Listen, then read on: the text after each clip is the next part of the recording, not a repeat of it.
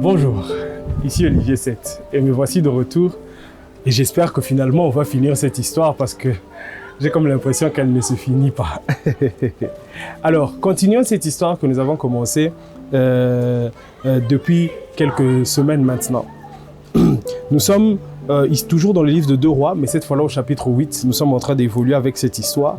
Et la dernière fois, j'étais en train de dire que cette femme est partie en déportation, si vous voulez, comme ça. Elle a fui la famine, elle s'est retrouvée chez les Philistins.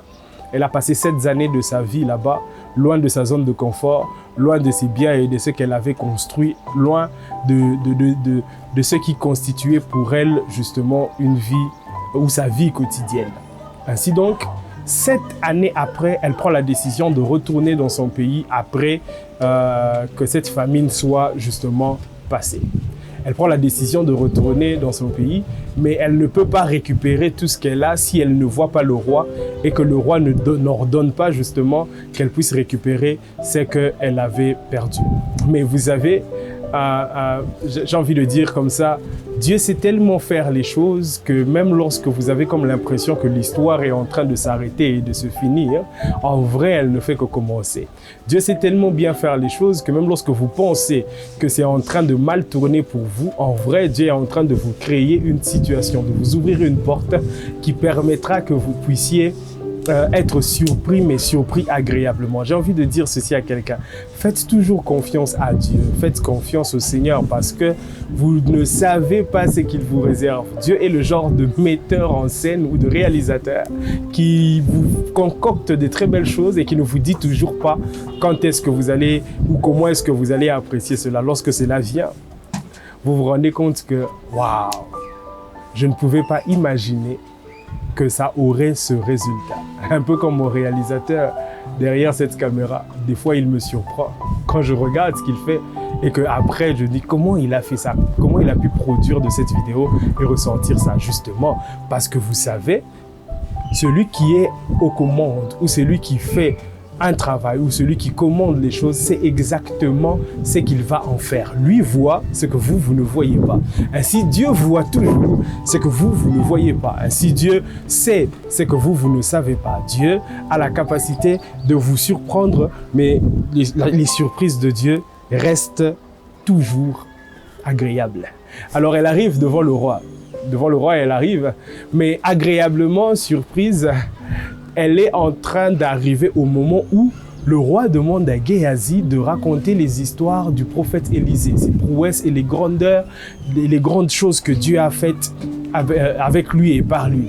Et pendant que le Géasi est en train de raconter l'histoire, il arrive justement à la partie de l'histoire où il raconte l'histoire de l'enfant qui était mort et que le prophète Élisée, par la grâce et par la puissance de Dieu, avait ressuscité.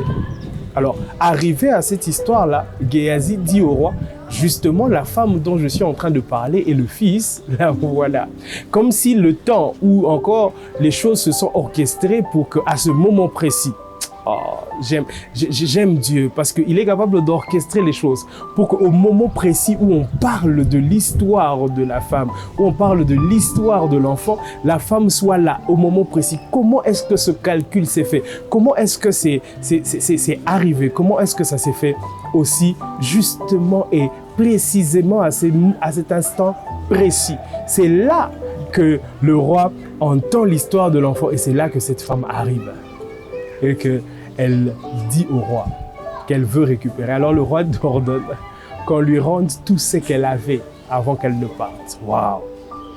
Mais ce que j'aime dans cette histoire, c'est que ce qui a fait en sorte qu'on lui rende ce qu'elle avait, ce n'est pas sa capacité ou sa position dans la société. Non. Ce qui a fait en sorte qu'on lui rende tout ce qu'elle avait, qu'elle soit repositionnée nouvellement dans ses fonctions, dans sa position, dans ses avoirs et dans tout ce qu'elle avait. Ce n'est pas l'argent qu'elle avait, ce n'est pas le pouvoir qu'elle avait, ce n'est pas la capacité qu'elle avait de produire et de faire mieux, non. Mais c'est qu'il a justement redonné ou encore redonner la place qu'elle avait au départ. C'est l'histoire de sa vie.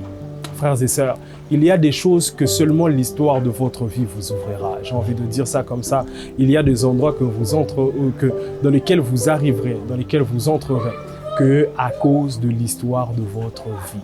Ne négligez donc pas, ne méprisez donc pas l'histoire de votre vie. Ne la cachez pas, parce que certaines personnes ont tendance à cacher l'histoire de leur vie pour se dire, dans cette partie de mon histoire, je la cache, je ne veux pas la raconter, je ne veux pas que les gens ils sachent que j'ai vécu ça ou encore que j'ai traversé ça. C'est une erreur, parce que vous ne savez pas, c'est qu'une partie de votre histoire peut apporter à votre vie. Ah, j'ai envie de le dire comme ça.